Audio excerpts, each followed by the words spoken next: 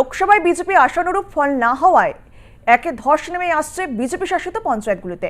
কোচবিহারের পর এবার দক্ষিণ 24 পরগনায় বিজেপির হাত থেকে কৃষ্ণচন্দ্রপুর পঞ্চায়েত দখলে নিল তৃণমূল। পঞ্চায়েত বোর্ড গঠনের পর সবুজ আবির আর সবুজ রসগোল্লা বিলিয়ে চলল বিজয় উৎসব।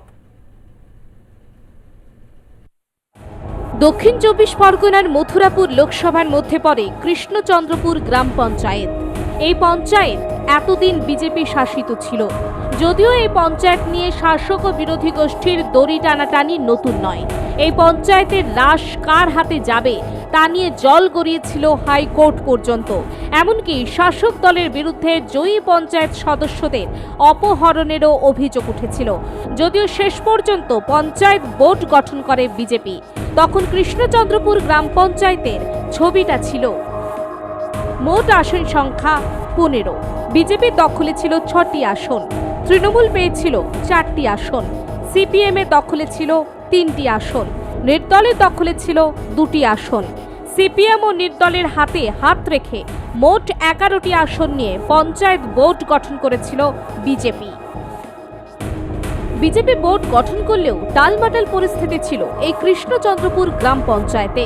তাই লোকসভা ভোটের পর মথুরাপুর কেন্দ্রে তৃণমূল প্রার্থী বাপি হালদার জয় পেতেই হাওয়া বদল এই কৃষ্ণচন্দ্রপুর পঞ্চায়েতে। সম্প্রতি 2 বিজেপি ও 2 সিপিএম সদস্য তৃণমূলে যোগদান করায় 8 আসন পেয়ে সংখ্যাগরিষ্ঠতা পায় শাসক দল। শুক্রবার বিজেপির প্রধান উপপ্রধান তৃণমূলে যোগ দেওয়ায় পঞ্চায়েত বোর্ড গঠন করে তৃণমূল।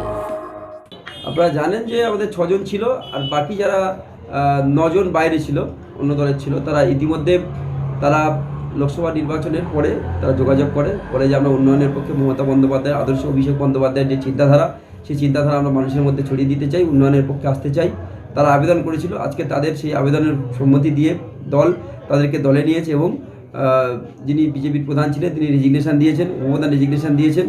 তারপরে আজকের সদ্য তৃণমূল কংগ্রেসের প্রধান নির্বাচিত হলো প্রশান্ত হালদার, উপপ্রধান সুশান্ত মণ্ডল নির্বাচিত হলো এবং সকলকে নিয়ে আগামী দিন কৃষ্ণচন্দ্র অঞ্চলে উন্নয়নের চর বইবে, এটুকু বলতে পারি। আমরা উন্নয়নের স্বার্থ থেকে সিপিএম থেকে টিএমসি এসছি, উন্নয়নের স্বার্থে মানুষের পাশে দাঁড়াতে হবে, উন্নয়ন করতে হবে।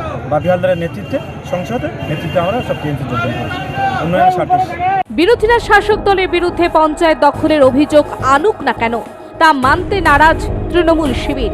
তাদের দাবি উন্নয়নের স্বার্থে হাওয়া বদল হচ্ছে বিজেপি শাসিত পঞ্চায়েতগুলিতে। দক্ষিণ 24 পরগনা থেকে বিশ্বজিৎ নস্করের রিপোর্ট, আর প্লাস নিউজ।